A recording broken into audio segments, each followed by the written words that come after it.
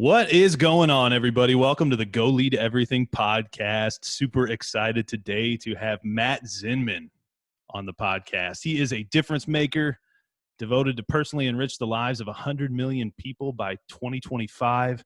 His new book, Z-isms, Insights to Live By, is based on his experiences as an entrepreneur, athlete, single parent, caregiver, and nonprofit founder. Matt is also the host of Insights to Live By, which is a podcast airing July 7th that invites guests to share their own pearls of wisdom. And we're hoping to get some from Matt today. We know we will. Matt, welcome to the show, my friend. Phil, it's great to be here. Thank you for having me. I'm so psyched. I've been looking forward to this conversation. Yeah, super I'm like, pumped, what does man. he have in store for me? Oh, yeah, I don't know. So Simon Sinek, he's always saying leaders need to start with why. So let's start with why today. Why? What is your why? What drove you to this Z-isms book, and ultimately, why do you have this big goal of 100 million people? I know. Well, things are kind of unfolding in their own right, and that's a pretty new thing, even since the book. And the book is something I've been wanting to write for a long time. Life experience accumulates, and certain thoughts about, I've learned this, I've learned that. I really wish it's something I should put down and share with people. And then recently, we're talking about your why. I got to the point of asking myself, I've got a little bit of a life transition now. My son just started college, so a little bit more time on my hands. What would I regret not doing? And just reflecting on that. And the book was at the top. It's been a thorn, man. It's like, okay, I got to get this done. Put my head down just over a year ago and was just grinding. And then the other thing, and we were talking about this pre-show, is when you write a book, you have no idea how well it's going to be received. I'm a little bit in a bubble, between the nonprofit, my family, and everything. I can't say I've read a ton of personal development books since I was younger. And so it's been great. The reviews have been very kind, and, now it's like, okay, this is serious. I now have that more responsibility. So to your question, it's like, well, I started out wanting to personally, and positively impact as many people as possible. And I was saying that in different interviews and hearing it's like, it's just not specific enough. I have to choose what's the goal. And I figured if I can do 10, I can do 100 million by 2025. So that's unfolding now, leading to the podcast. And then ideally, looking to do some inspirational speaking. Man, that's awesome. And I love that. I really resonate with your why. That's one of the reasons, and again, talking pre-show, this Go Lead Everything, there's so many people that have so much wisdom to bring, and I feel like they just many of them never get on the microphone, right? So, it's so cool to hear you sharing your insights, and I'm thrilled to have that podcast airing July 7th. Pumped to hear that when it comes out. Thank you. You mentioned the nonprofit, Matt, also the CEO of the Internship Institute, which he established back in 2007 to make experience matter. Right. Can you talk a little bit about experience and why you're so passionate about making that matter for interns? Yeah, absolutely. Well, I certainly had an early start with it. I had 4 internships. I did one for Warner Brothers Studios. I originally wanted to get into film, and then I learned a little bit more about the industry and didn't want to starve, which is probably a smart decision. Switched over to journalism, but it was a great experience. We're talking about we're going back, Phil. It's like the original Batman movie with Michael Keaton, the original Lethal Weapon. Bam. Yeah, a little bit. Pow, I know the years add up. and besides that, we're for the Phillies. But then the last internship led to my first job. And I was working for marketing communication agencies out of that, with that degree. And through those years working with the agencies, I was always running the internship programs. I'm well over 100, 300 interns at this point, managing and mentoring. I just love it. And then in 2002, I had a convergence in my life where I'd gotten to the point in the agency world where I made the crossover into the management side. I was director of an agency, and I didn't like it. I wanted to do the work, but I don't want to babysit people. I think anybody who's been in management and has gone through that gets it. It wasn't for me. And it turned out that I had an opportunity with a former client of mine, the Arm & Hammer, company called Church and Dwight. They had a big acquisition and they didn't have the resources, and they brought me on for a 2-year contract. So that anchor allowed me to start my own company then, which was called Z Communication, and did that for a few years. And at the same time, my convergence, I should probably not skip this, I became a single dad. So I needed that flexibility. My son was 2 at the time. So, we're man in apartment, diapers and bottles at that stage. That's a life experience. And then when I'm with him and, doing the job. But then a few years into it, it's like, you can only get so far ahead. There's only so many hours in the day. I want to do something else entrepreneurially, in working with the different internships and considering, where does my passion, where does my experience and skill set and a market opportunity intersect. And that's where that idea came to mind. And I mainly focus, and the nonprofit mainly focuses on working with employers and helping them set programs up. People say, well, can you recruit for me? No, we don't do that. What schools do you work with? Well, we don't really work with the schools. It's really on the opportunity side.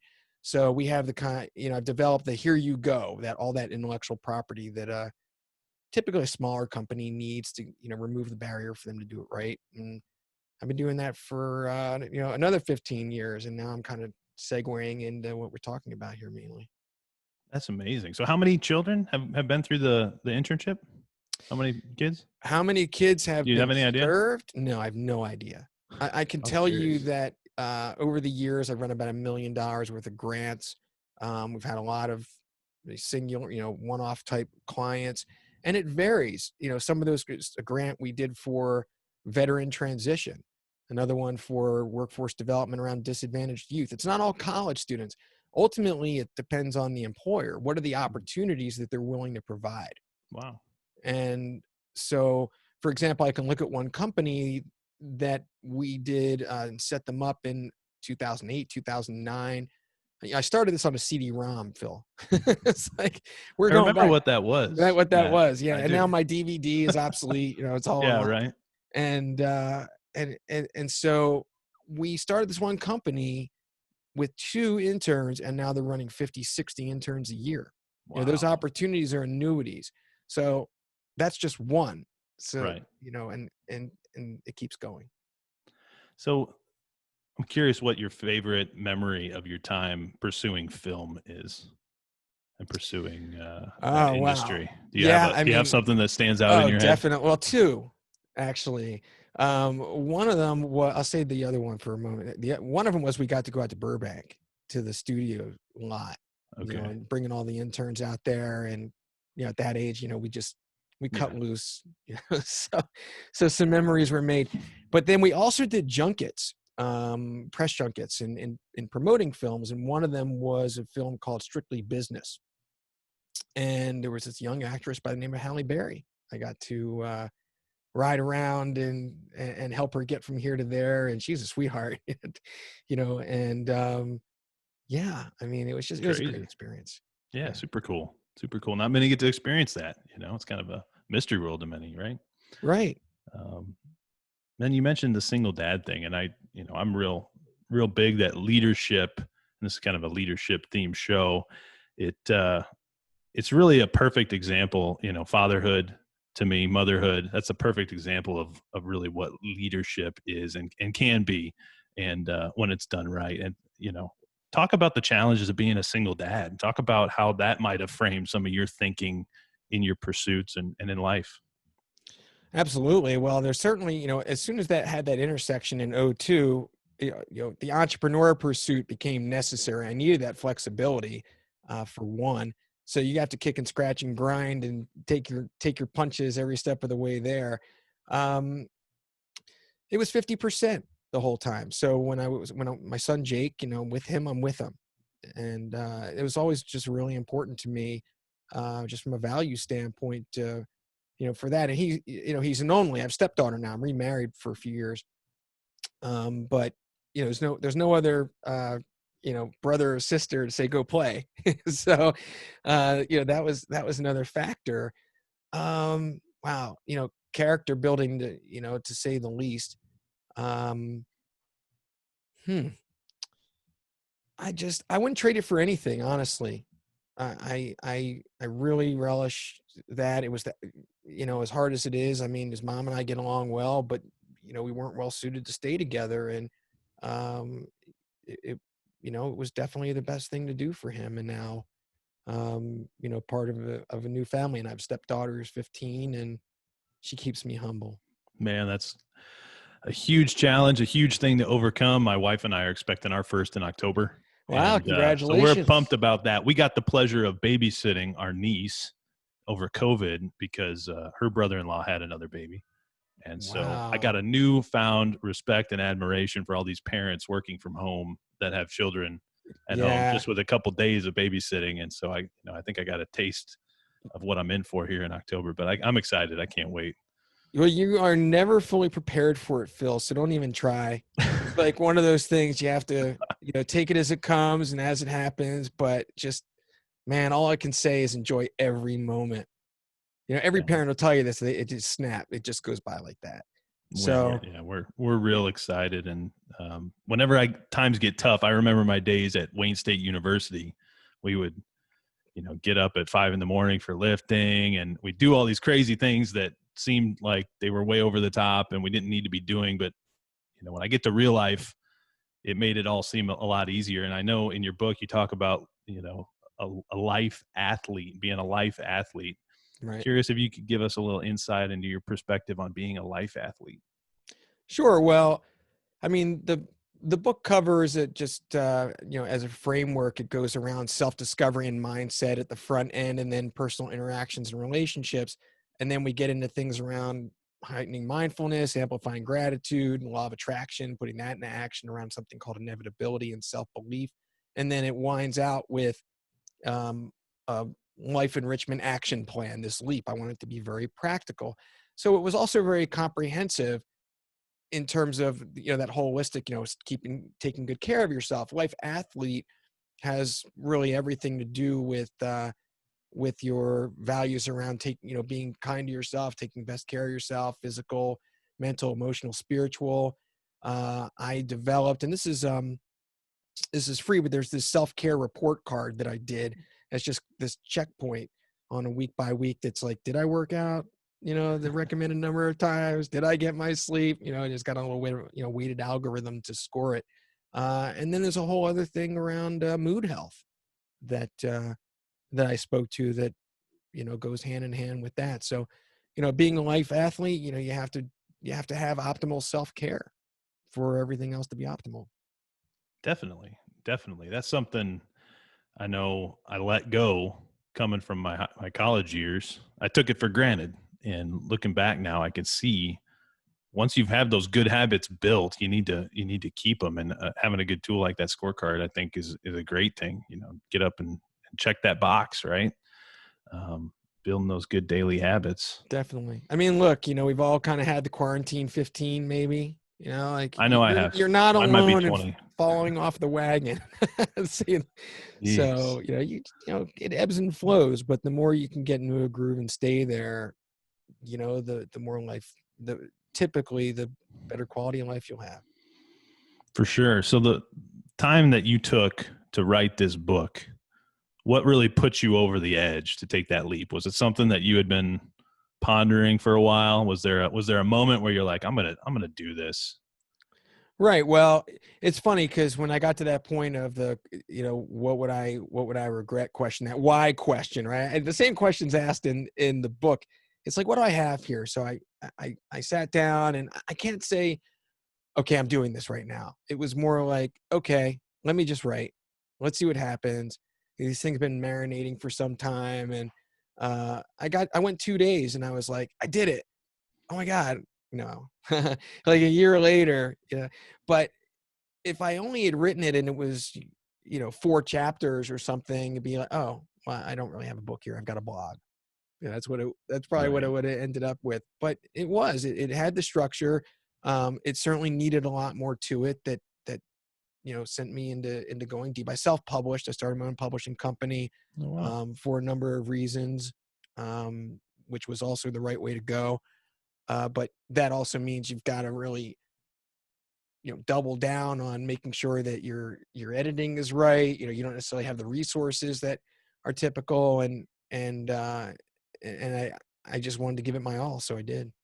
Super cool. Have you published anything else with your company? Well, no, I mean, it's funny. I was talking about that today because I do Oh, toggle. I was toggling a little bit. I was talking to, between the institute. So I'm still doing some of that work, and I was talking to some colleges today, and people have asked me, well, what's your next book? I'm like, I don't have enough. Ask me in 10 years. Let me get some more life experience. But I would probably do like a college edition of this.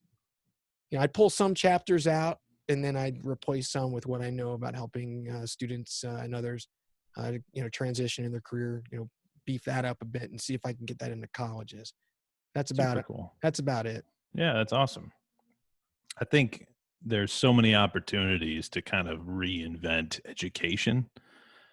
You see these guitars hanging on my wall. I Yeah. didn't pick up a guitar till midway through university, and that was right when YouTube was like peaking at guitar lessons and that sort of thing, right? So I'm YouTube taught on guitar, but there's so many opportunities to learn anything you could possibly imagine, and our traditional education systems, I think, need to adapt and kind of catch up and take advantage of some of that in a lot of ways, and finding opportunities to share your message and share with kids in the universities, I think is awesome. Thanks. Well, Super I cool. mean, there's a lot of idealism between what you just said. There's plenty of you would thinks in the higher academic field, Yeah, for sure. right? Most change adverse environment on the face of the planet, Yeah. more so than government, for sure. And I'm speaking from experience on this. Yeah, But in the area we're talking about, it is a little bit more of a frontier to get the sure. colleges to do the career prep. So Sure. there might be some opportunity there. There was the exact conversation I had an hour ago. So I'm looking through. I was perusing your table of contents from your book, and one of the chapters that really stuck out to me was making coincidences matter. Right. And Yeah. I'm curious what give us a teaser on what that's all about, and how you have that perspective of really leveraging those coincidences. Sure. So, that section, that middle part of the book kind of has a few chapters that go together about, swimming with the current, that feeling of being in the flow, staying present. And I think people recognize that whether you're a subscriber to quote unquote that law of attraction or not, gratitude in and into itself, which I think people know fuels that law, is really where life enrichment is, folding gratitude into your day. And so that is a foundation. The more that you are in that kind of alignment, and this is all comes down to a personal experience, the more that you have those coincidences happen on different levels of really what is a spectrum. So you can say, um, oh, Phil, I was just thinking about you. We're buddies. 3 months go by, boom, the phone rings. It's you. Coincidence. Or you know what? Suddenly I'm hearing something 3 times in a row in a 2-day period that I never heard before. What's that about? Maybe I should go check it out or go get it. Things get stronger. You're in another city or on an island on vacation or another country, and boom, someone those are somewhat transactional, and there's nothing wrong with those. I look at coincidences as opportunities that you decide whether it's worth your while to pursue or not. They're them happening in and to themselves are not going to lead to them mattering. So that's really what that chapter is about. Then you have those coincidences that are really different. They're the what are the odds kinds of coincidences, things that are off the charts. I've had a number of those happen in my life. I had one recently happen that led to me deciding on the podcast. Hmm. And just the way that unfolded, I hadn't thought about starting a podcast at all, Yeah. until I was, and so it's really, again, that thing between, it's about trusting your gut. It's that thing kind of between instinct and reason, and how that encounter happens for somebody, and what they do about it. Man, I love that. Can you share that story about the podcast? I'll share mine. When I was starting this podcast, I had just joined the 365 Driven Society. I was interacting in a social call with a bunch of business owners, aspiring people, high achievers, and one of them has a podcast. Heather Parody hosts the Unconventional Leaders podcast. You may have heard of her. And one of the questions I asked was, what does it even take to start a podcast? Because I've been thinking about it. And Right.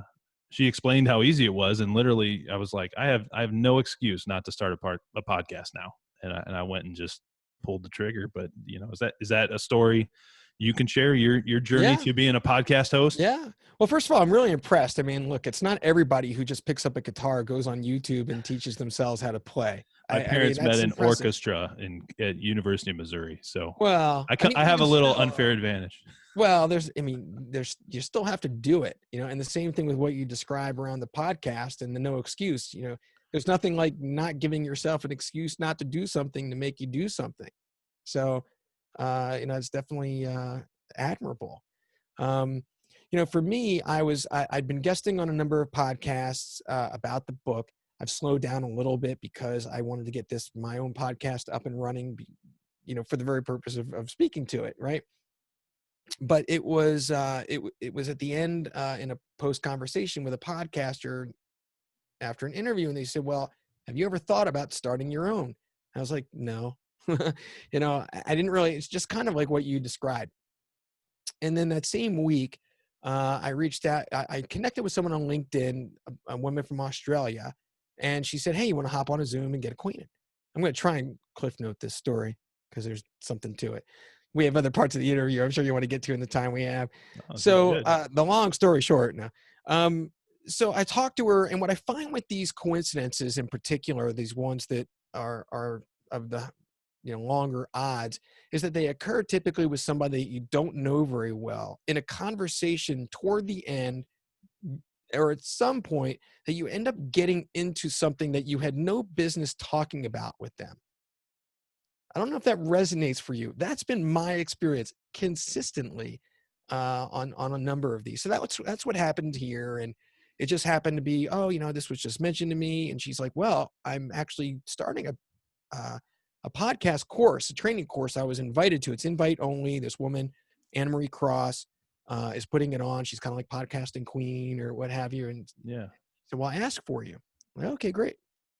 So she said yes, and you go through the sign up and everything else, and you get to the typical, oh well, come on to the Facebook page for the group and introduce yourself. So it's just the quick backstory is that I have a hashtag I've used for a few years. It goes to the back to the institute and carries through, and it's be the difference. Now, it's not a hashtag, which is the reason I chose it, that's often used. It's gotten a little bit more usage in recent year or two for different reasons, but it's still, lesser of the popular ones. So I go on her website and I'm looking up at the banner, and she's using be the difference. I thought, oh, that's kind of interesting. And I wasn't really, thinking too hard. All right. It kind of struck me as funny, but the interesting thing is that when I went back, it wasn't there. It just so happened that I caught it. She changes her banners out. So it Wow. just so happens that I caught it when I did. And then I went back and you have the actual post and she's got it at the bottom. I click on be the difference and I'm at the top of the hashtag, my video that I had posted. This woman in Australia. It Wow. was right. So what I did was, and what I thought was really interesting about this is, well, what are the odds? Well, with a hashtag, you can figure it out. So I went and looked at the usage of it, and a one-time hashtag on this was 1 in 80,000. So at minimum, we're one of 80,000 of the people on the planet who use it. But of course, you use hashtags multiple times. I know I do. That's the whole point. So if you just go out 5 times in usage, we are 1 in 400,000. So that's significant. And I carried through and helped me follow through on deciding to do this podcast course. And then once I did, and I just learned a lot. I'm still kind of taking it all in. This was just a few weeks ago. Yeah. It's So a I'm crazy now story. I getting into actually love action. that hashtag be the difference.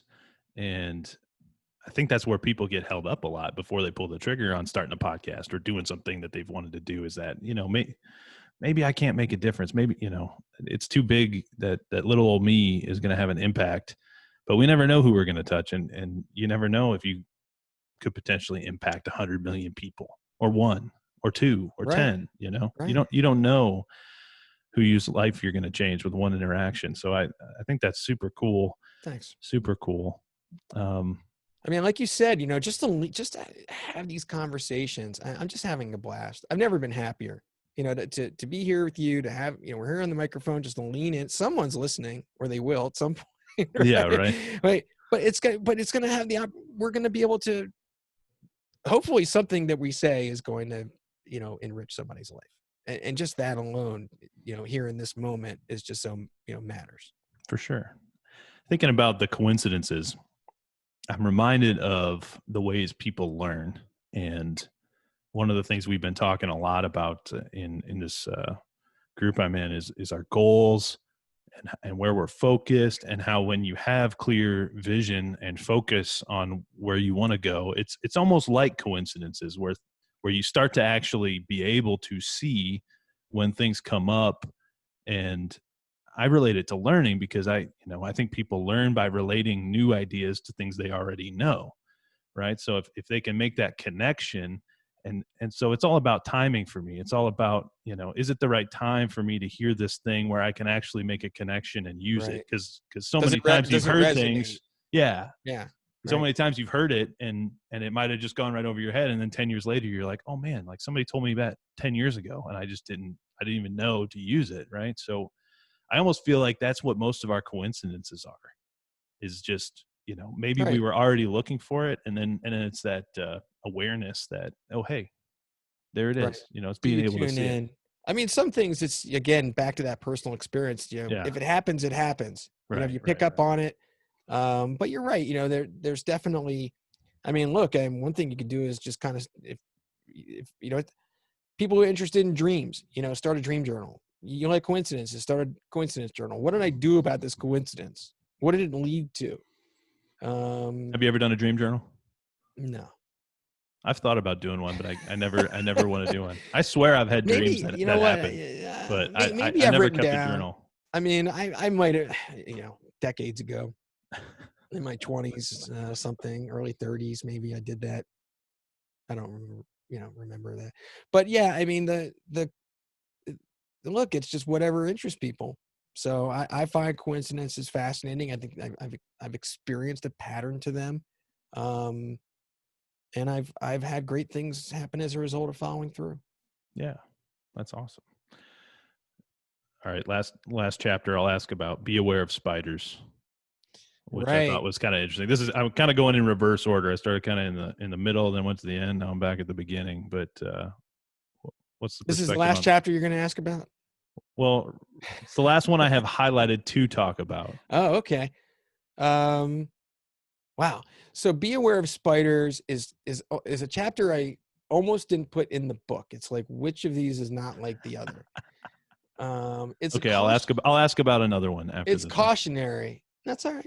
I was just wondering, like, how deep just trying to space this out. No, I told the coincidence story, so we went a little deep on that. That was fun. So spiders, there's a lot of hard living behind this, honestly, Phil. Basically, that's earlier in the book. That's chapter 2. And in that area where you're talking about self-discovery as well as personal interactions, there's the aspect of all the moving parts that we experience. Are we, in on a day-to-day and a minute-by-minute basis, are we present, or are we worrying about something? Is our perception accurate, or maybe we weren't listening? Is our mood good, or maybe we're having a down day? So these are all different filters, and it's really hard to see all those different parts stop in order to get a handle on things. So this is kind of an influence of Malcolm Gladwell. If there's any influences on the book, I'd say it's him and some of his writing, and then Rhonda Byrne, later in the book with The Secret and Amplifying Gratitude and things. So he talks about looking for things that are like a this or a that. And in this case, we're talking about a character trait. So when we say be aware of spiders, the lead in is, well, there are only two kinds of people in the world. There are spiders, and there are people who get caught in webs. And The spiders are people who are manipulators. And the reason why it's a this or that is because that is a character trait that involves a conscious decision and action that you either do or you do not do. You're either that or you're not.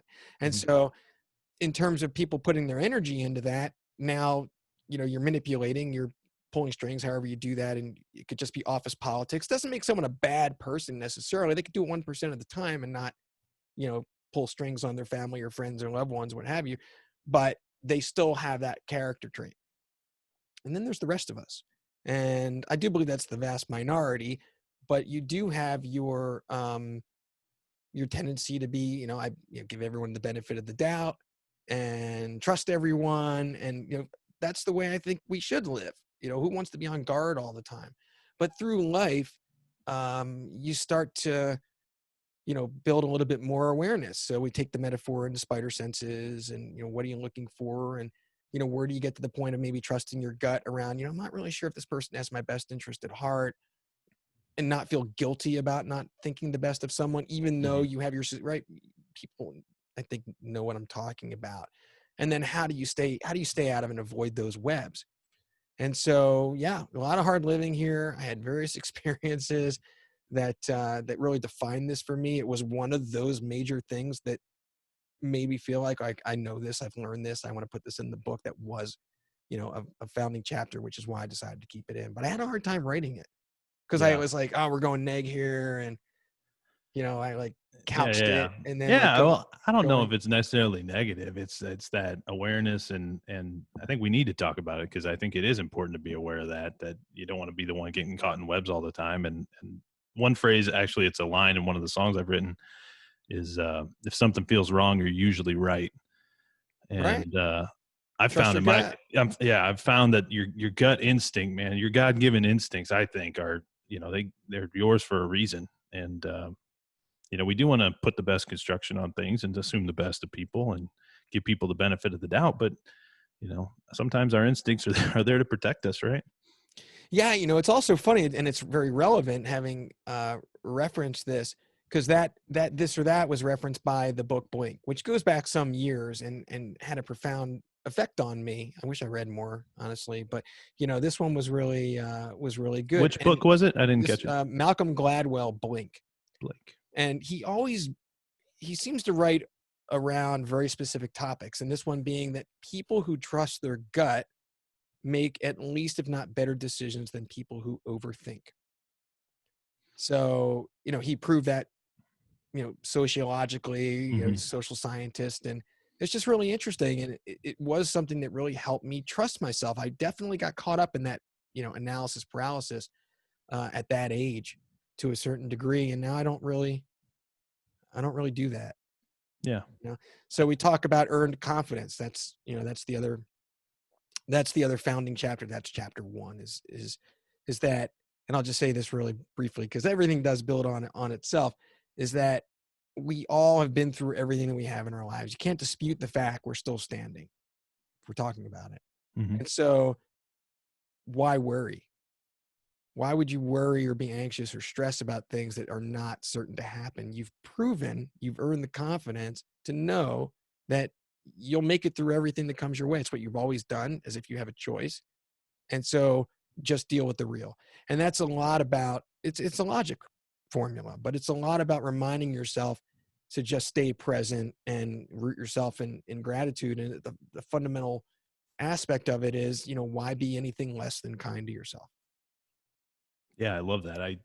You hear folks like Gary Vee talk about it all the time, but perspective, I think what you just described to me resonates as having perspective on, the past versus now versus, potentially the future. And, I'm a Christian. So from the Christian perspective, when you're talking about eternities, anything in a temporary life is just, fleeting and is going to pass away anyway. So, we take advantage of the time we have here to maximize it, help the world around us, help our brothers and sisters, right, Yeah. and give back. And I think it's definitely super cool what you're doing, and I love the the why you have behind what you're doing. So I'm pumped. I'm pumped for your podcast, man. Talk a Thanks. little bit about the podcast and what all that's going to be about. Sure. Do you mind if I make one other point about Yeah. that earned confidence aspect? Oh no, please go for it.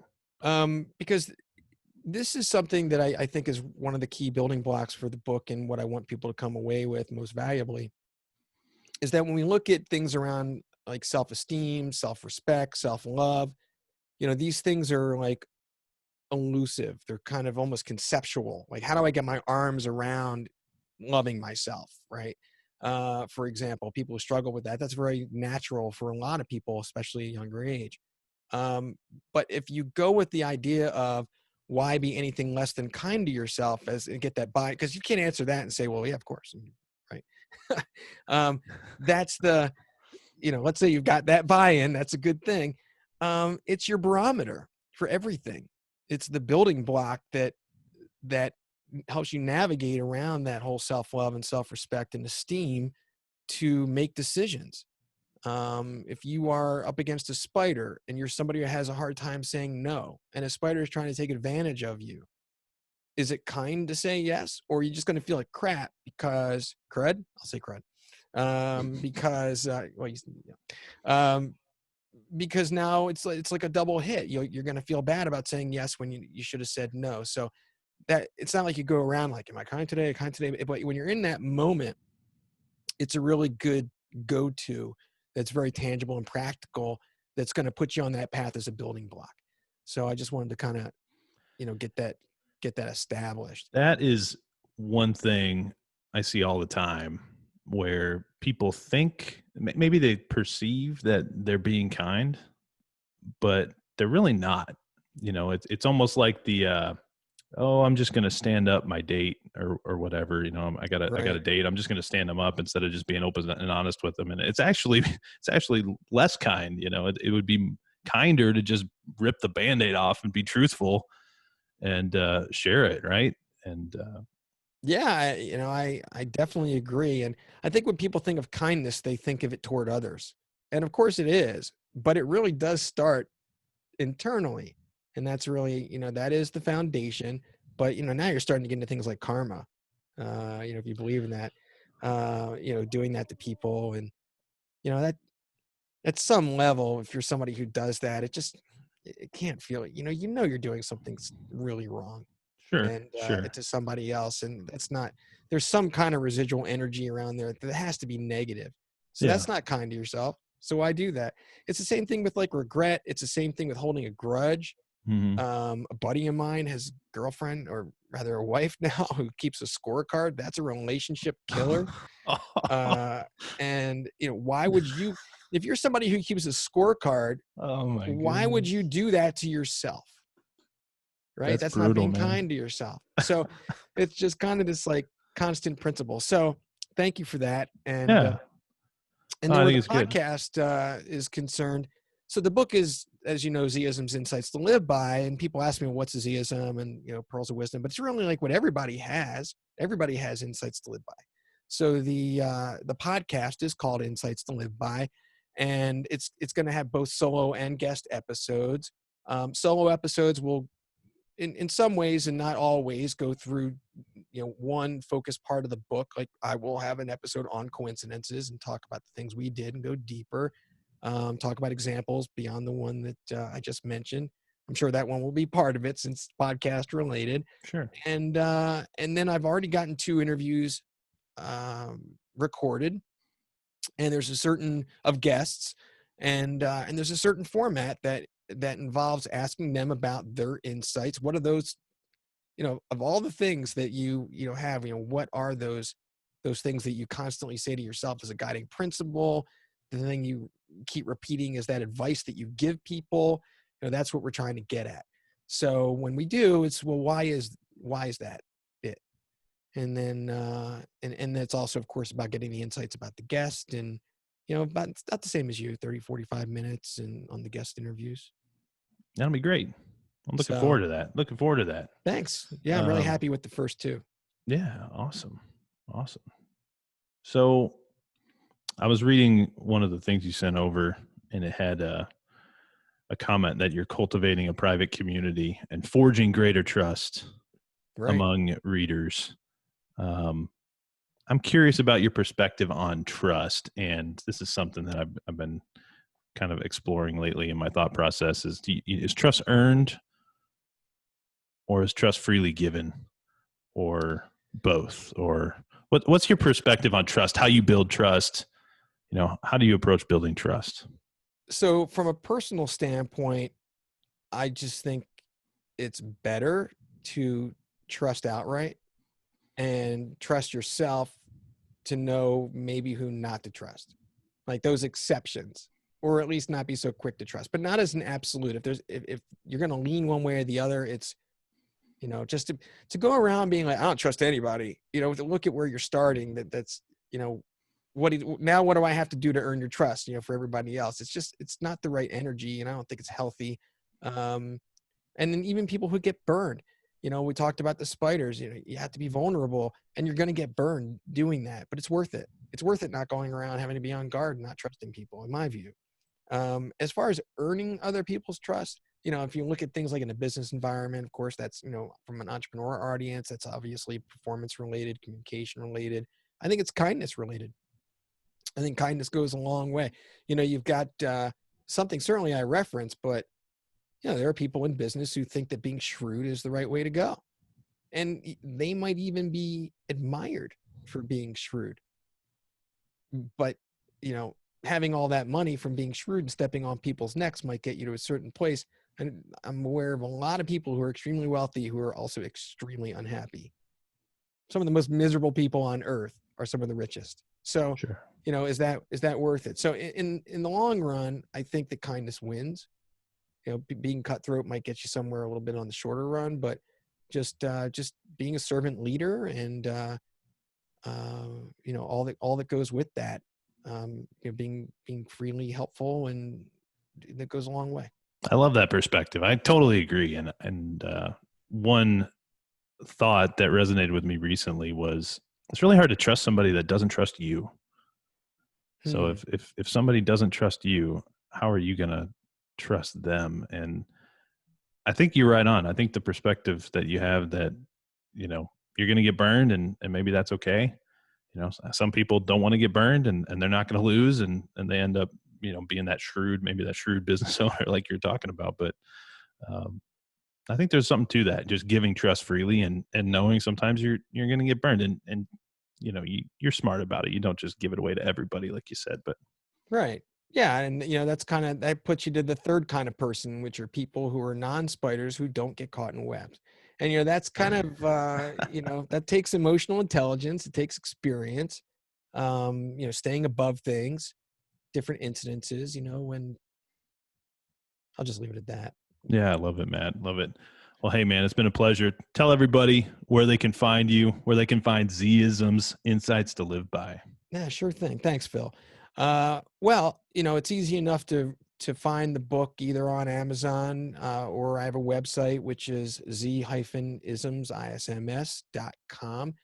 In both places, there's the first part of the book free to read. And, all I could hope for someone who might be interested enough in doing that is to check it out and see if they want to keep reading. Like you and I talked about front end of the show. I mean, I'm not a coach. I'm not I didn't write this book to be like a business card, with all due respect to those who do. I wrote it because I think there's enough that I feel important for people to, be better and more enriched from it. And that's my goal. And that's where the 100 million came from. I'm just going to keep going. I love it, Matt. Totally respect your why. Keep doing what you're doing, man. Go kill it. I'm excited for your podcast, Insights to Live By, coming July 7th. Everybody go check it out. And appreciate you being a guest today on the Go Lead Everything podcast, Matt. Thanks so much for having me, Phil. You're doing great things. Keep it up as well. I appreciate it. Take care. You too.